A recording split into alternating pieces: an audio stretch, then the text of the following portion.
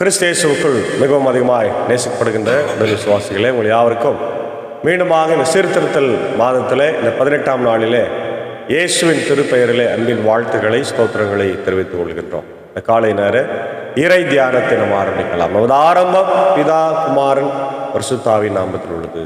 ஆமேன். ஜெபிப்போம்.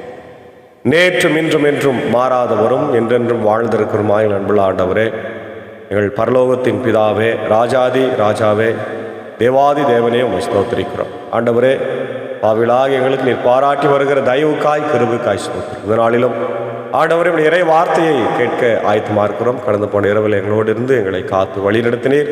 புதிய பகலை தந்திருக்கிறீர். காலை வேளையிலே உடைய ஆண்டவரே ஆசீர்வாதத்தோடு நாளை ஆரம்பிக்க எங்களுக்கு நீர் கிருபை தர வேண்டும் என்று கெஞ்சி மன்றாடும். இந்த நாளின் இறை செய்தி பாடல் வேலை ஜெப வேலையை எங்களுக்கு ஆசீர்வத்து தாரும். உடைய நண்பர் சாரும் சாகசாரம் எடுத்து பயன்படுத்தும்.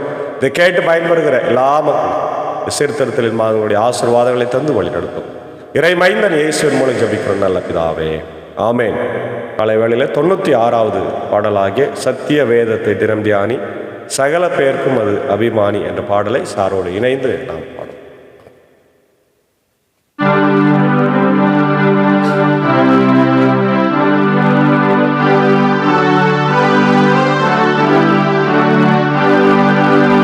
சத்திய வேதத்தை தினம் தியானி சகல பேர்க்கும் மதபிமானி. சத்திய வேதத்தை தினம் தியானி சகல பேர்க்கும் மதபிமானி. உத்தம ஜீவிய வழிகாட்டும் உயர்வான் உலகில் உன்னை கூட்டும். சத்திய வேதத்தை தினம் தியானி.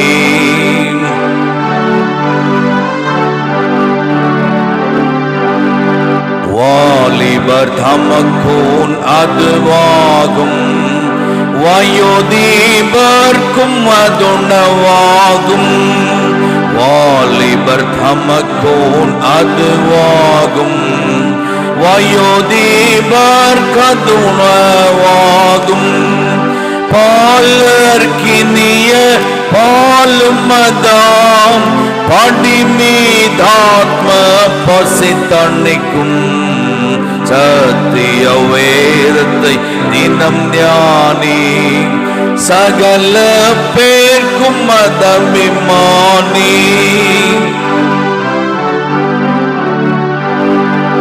சத்துரு பேயோடமர் புரியும் தருணம் அது நல்லாயுதமா. சத்துரு பேயோடமர் புரியும் தருணம் அது நல்லாயுதமா. போத்திரர் மீத்திரரோடு மகிழும் பொழுதும் அது நல் உறவு. சத்திய வேதத்தை தினம் தியானி சகல பேர்க்கும் மதபிமானி.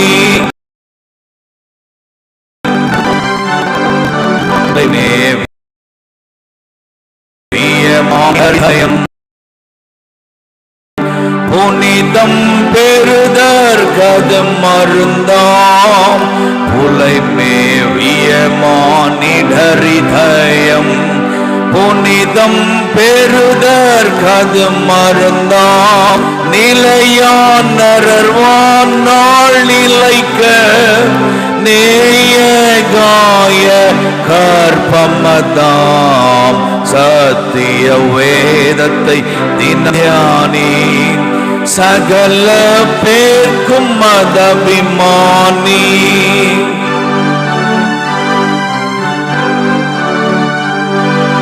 கதியின் வழி காணாதவர்கள் கண்ணு கரிய கலிக்கம் அது. கதியின் வழி காணாதவர்கள் கண்ணு கரிய கலிக்கம் அது. புதிய எருசலேம் பதிக்கும் போகும் பயண புனையும் அது சத்திய வேதத்தை தினம் தியானி சகல பேர்க்கும் மதபிமானி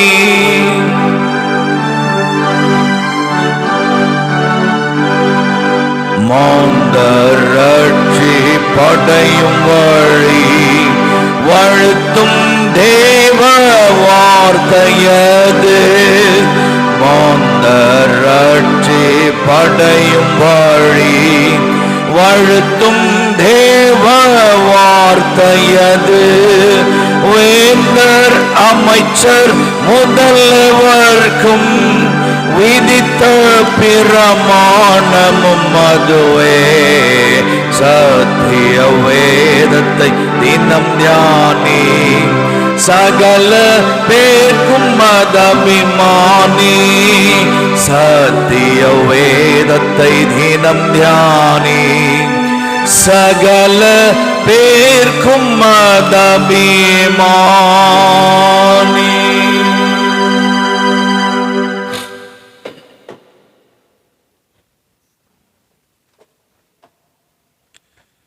ஆண்டவராகிய இயேசு கிறிஸ்துவுக்குள் மிகவும் அதிகமாய் நேசிக்கப்படுகின்றவர்களே, இந்த மகிழ்ச்சியும் ஆசீர்வாதமும் நிறைந்த காலை வேளையிலே உங்கள் யாவரையும் இறைமைந்தன் இயேசுவின் திருப்பெயரில் அன்போடு வாழ்த்தி வரவேற்றுக் கொள்கின்றோம். இந்த நாளிலும் நாம் தியானிக்கும்படியாய் தெரிந்து கொண்ட கடவுளுடைய வார்த்தை அது லூக்கா எழுதின சுவிசேஷம் 18ஆம் அதிகாரம் 9 முதல் 14 வசனங்களில் இருக்கின்ற இறை வார்த்தைகள்.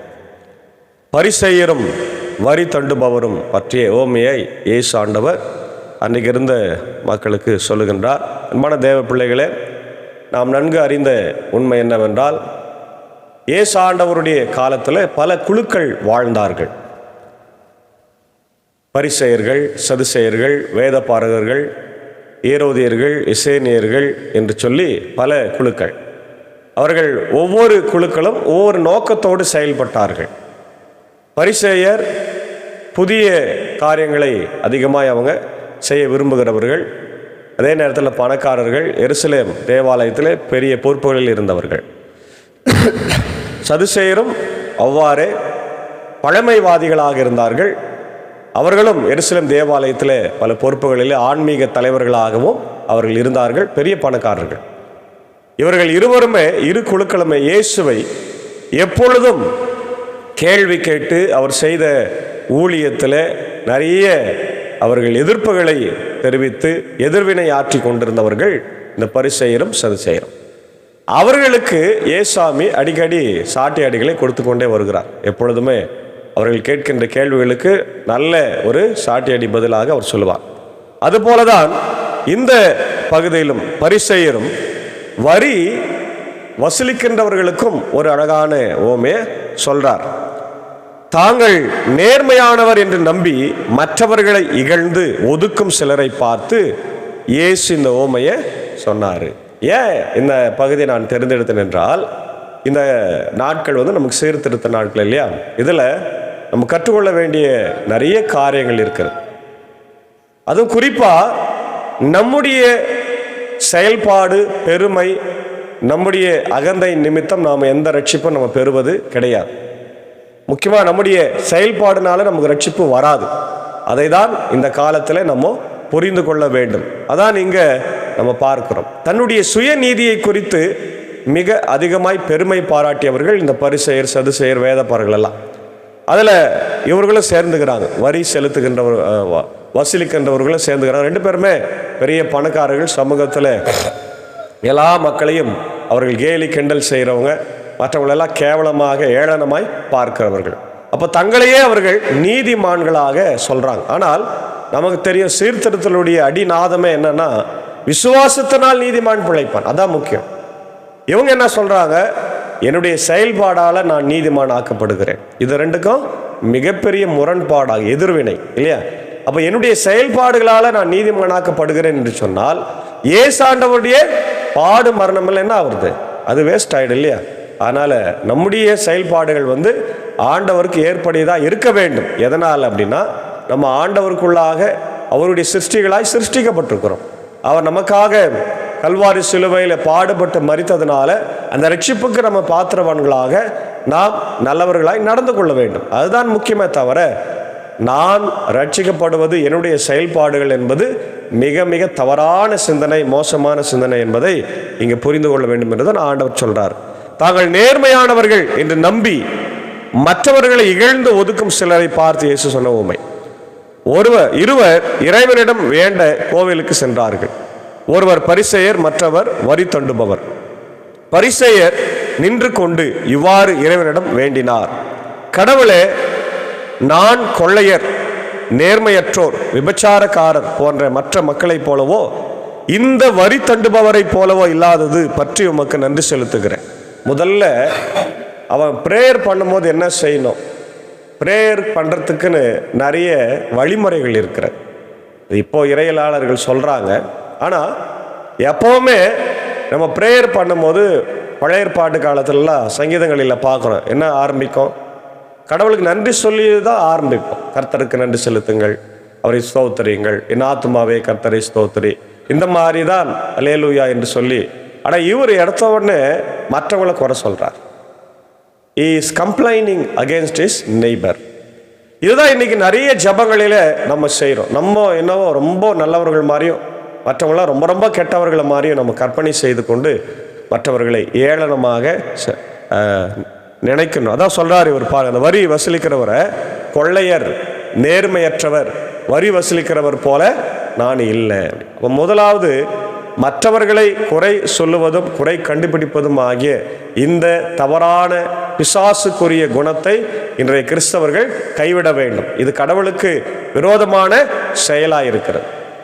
நம்முடைய சகோதரனை நம்ம குற்றப்படுத்துவது அது ஆண்டவரை குற்றப்படுத்துவதற்கு சமம் என்பதை எப்பொழுது நாம் புரிந்து கொள்ள போகிறோம்? இன்னும் காலம் செல்லாது, கடைசி காலமாக இருக்கிறபடினாலே நாம் யாரையும் குற்றப்படுத்தாமல் முதல் நான் யார், ஆள் காட்டி வரல இவன் குற்றவாளி என்று சொல்லுகிற போது மீதி இருக்கிற 3 விரல் நம்மை காண்பிக்கிறது.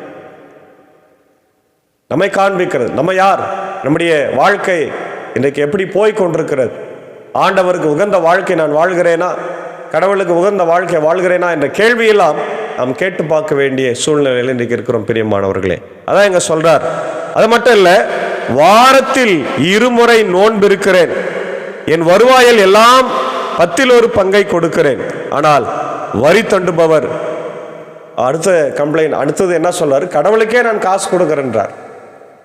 நோன்பு இருக்கிறேன், கடவுளுக்கு காணிக்கை கொடுக்குறேன். இது கடமை. ஒரு பக்திமானுடைய விசுவாசனுடைய கடமை நோன்பு இருப்பது, ஃபாஸ்டிங் இருப்பது, ப்ரேயர் பண்ணுவது, சர்ச்சுக்கு போகிறது, காணிக்கை கொடுப்பதெல்லாம் கடமை. இதை செஞ்சுதான் ஆகணும். இதை ஒரு பெரிய விஷயமாக பேசுவது மிகப்பெரிய மடமையும் முட்டாள்தனத்தையும் காண்பிக்கிறது. அதாவது தன்னை நான் தான் பெரியவன்றத ஒரு அகங்காரத்தோடு சொல்லுகிறத இங்கே பார்க்கிறோம். இது கடவுளுடைய பார்வையில் மிக மிக அருவருப்பானது என்பதை நம்ம சொல்வது என்பது மறந்துடவே கூடாது, இல்லையா?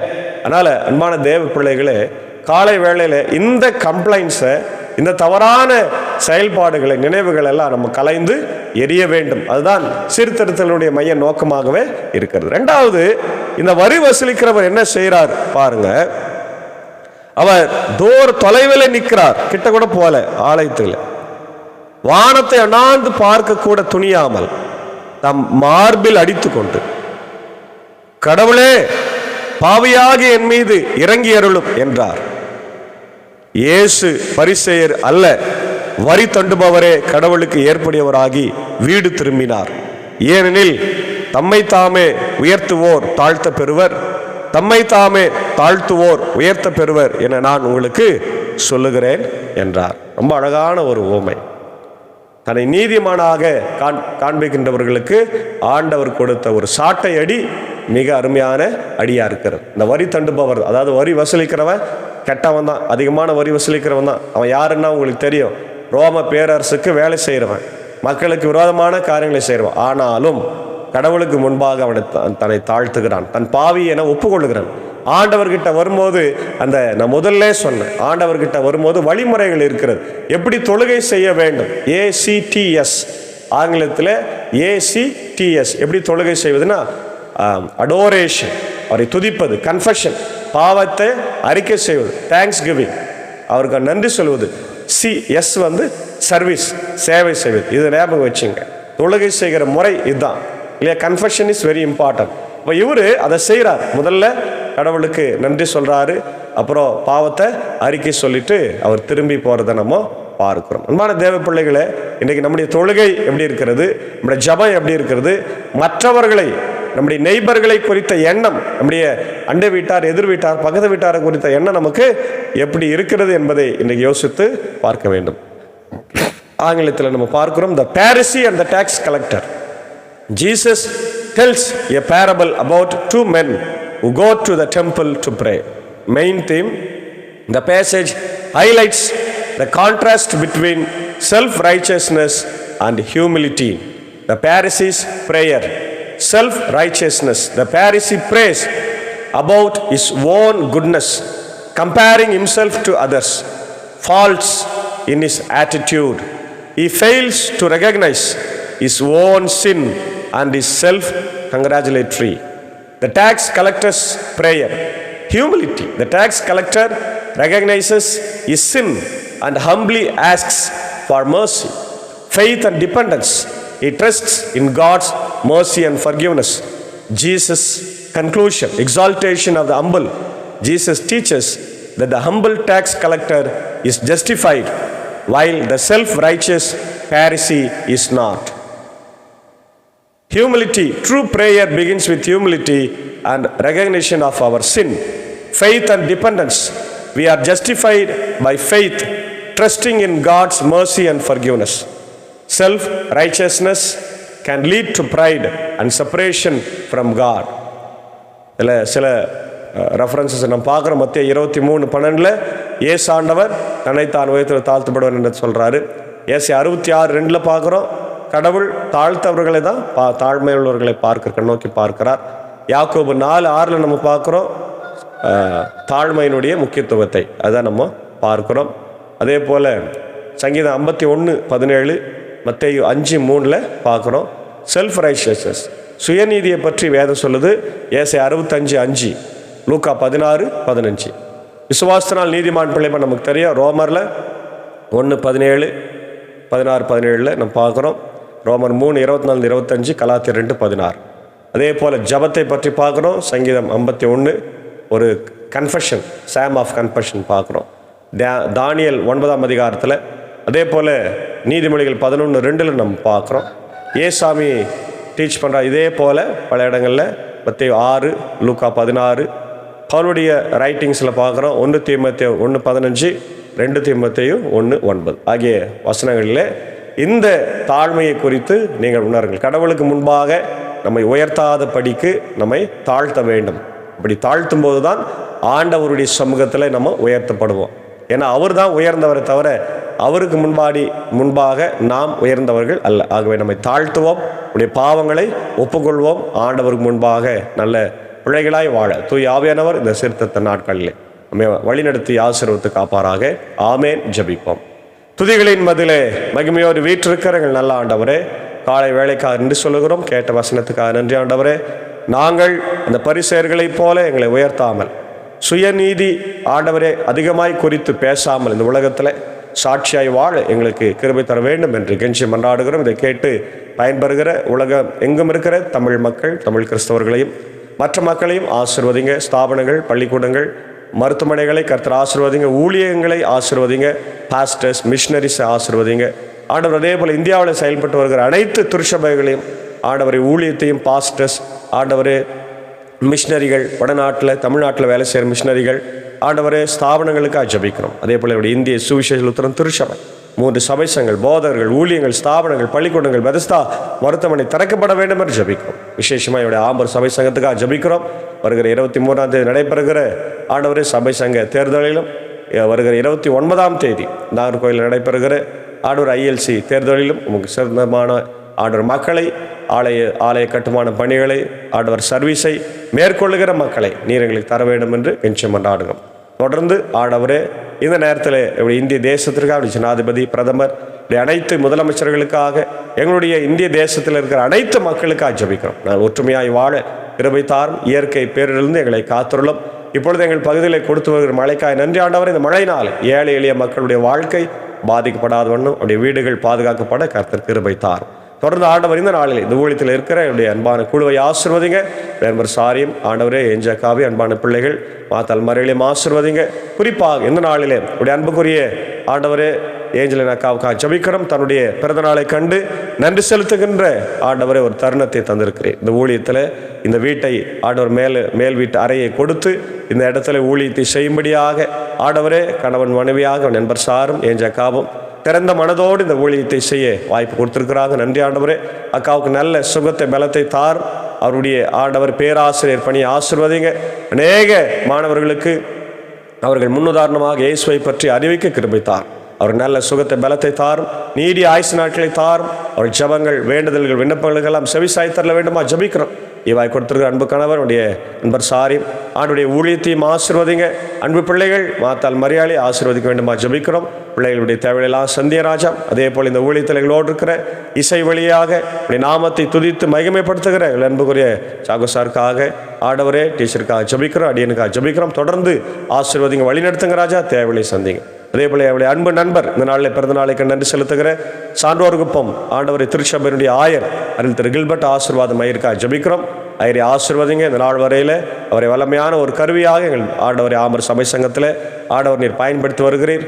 பன்முகத்தன்மை கொண்டவர், நிறைய வரங்களை பெற்றவர், பாடுகிற வரம், பிரசங்கிக்கிற வரம், மற்ற எல்லா வரங்களையும் பெற்று இப்பொழுது ஆண்டவர் குருக்குள்ள ஆண்டவர் MTH மாஸ்டர் ஆஃப் தியாலஜி இன் கம்யூனிகேஷனில் அவர் படித்து கொண்டிருக்கிறார். தொடர்ந்து ஆசீர்வாதம் அதை முடித்து இன்னும் ஆண்டவர் நிறைய பட்டங்களை பெற்று என்னுடைய கண்கடை இரல் கல்லூரியில் சுத்தமானால் பேராசிரியராக வரவும் கர்த்தர் நீர் கிருபை தர வேண்டுமாய் நான் ஜபிக்கிறோம்.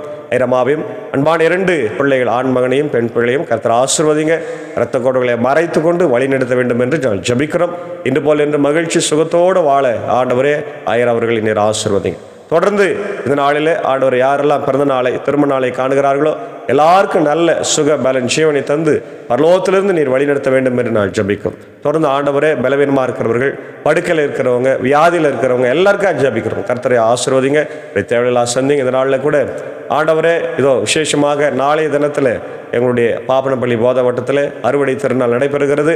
அதற்காக சென்னையிலிருந்து விசேஷித்த ஆண்டவரை பிரசங்கியாராக எங்களுடைய குருக்குல் உத்திரம் ஆண்டவர் கல்லூரியினுடைய முன்னாள் முதல்வரும் கண்கடியா இரல்களுடைய முன்னாள் முதல்வரும் இப்பொழுது ஷில்லாங் மார்ட்டின் லூத்தர் யூனிவர்சிட்டியினுடைய ஆண்டவரே ப்ரோ சான்சலராக இருக்கின்ற ரெவரண்ட் டாக்டர் சாமுவேல் மேஷக் ஐயா வர இருக்கிறார். அவரை பத்திரமாய் கொண்டு வந்து சேர்த்து ஆண்டவர் நாளை தினத்தில் நம்முடைய செய்தியை கொடுக்க அவரை வல்லமையாக எடுத்து பயன்படுத்தும். அவருடைய அன்பு துணைவியாரின் பிள்ளைகளையும் ஆசீர்வதிய ஊழியத்தை ஆசீர்வதியும். அதே போல் என்னுடைய போதக வட்டத்தில் பாவனப்பள்ளி, மின்னூர், வடகரை, வேல்சேனம் திருச்சபைகள், குடும்பங்கள், பொறுப்பாளர்கள் எல்லாரும் இணைந்து ஆண்டவர் மக்கள் எல்லாம் இணைந்து நமக்கு நாங்கள் நன்றி சொல்லவும். நாளை தினத்தில் அதில் செய்தி கொடுக்க வர இருக்கிற என்னுடைய சாலமோன் ஆண்டவர் சித்தார்த்தன் ஐயருக்காக பைபிள் ஸ்டடி அவர்களுக்காகவும், இப்படி தங்கதுரை ஐயருக்காக பாட்டு போட்டி நடத்துகிற அவருக்காகவும், அருள் திரு அபிஷேக் அவர்களுக்காக நான் ஜபிக்கிறோம். ஆண்டவரே பைபிள் குயிஸ் அதே போல் என்னுடைய தினகரன் ஐயருக்காக ஜபிக்கிறோம். ஆண்டவரே விளையாட்டு போட்டி நடத்திருக்கிறார்கள். இதோ இசைக்கருவியை வாசிக்க வர இருக்கிற என்னுடைய அன்புக்குரிய சாகோசார்க்க கூட ஜபிக்கிறோம். எல்லாரையும் வல்லமையாக நீர் எடுத்து பயன்படுத்த ராஜா. நம்முடைய கிருபை நாளைகளோடு கூட தங்கியிருக்க ஜபிக்கிற மழையோ இயற்கை சேதங்களோ வராதபடி கர்த்தர் எங்களை காத்தரும். தொடர்ந்து உலகமெங்கும் இருந்து என்னுடைய செய்திகளை கேட்டுக்கொண்டிருக்கிற ஒவ்வொருவரையும் கர்த்தர் ஆசீர்வதித்து வழிநடத்த வேண்டும் என்று ஜபிக்கிறோம். இந்த நாள் முழுவதும் இந்த கிருபை, சமாதானம், ஆசீர்வாதம் தங்கியிருக்கட்டும். இறைமைந்தன் இயேசுவின் மூலம் ஜபிக்கிற நல்ல பிதாவே, ஆமேன். எல்லா வல்ல தந்தை, மகன், தூய ஆவியின் ஆசைகள் இந்த நாளிலே நம்முடைய ரோடு இருப்பதாக. ஆமேன். God plus.